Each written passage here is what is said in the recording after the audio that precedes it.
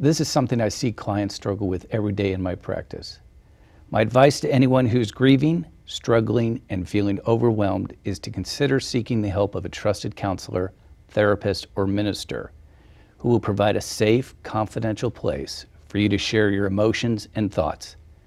The guidance of a qualified professional may be critical for your understanding of specific individual issues that can hinder your progress in responding to grief.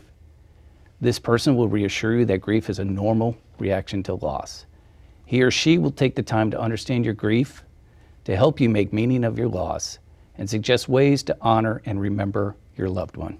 What happens as you grieve is that you discover you're becoming a different person.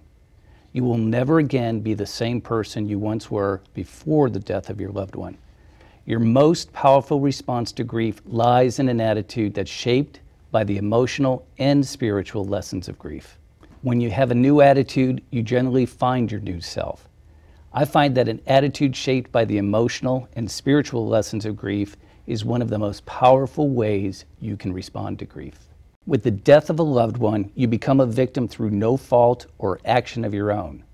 When you realize that your emotional, physical, and spiritual reserves are depleted by the demands of grief, it's easy to succumb to being a victim.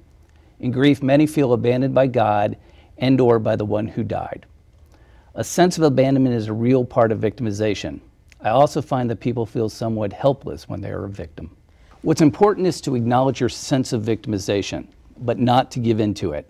If you have the courage to change your attitude, you're able to respond to grief with a newfound sense of power. When you're ready and able to make the conscious choice to survive, it's very empowering and a clear sign that you're responding positively to grief. As a survivor, your next choice is whether you choose to survive day by day or choose to survive for life.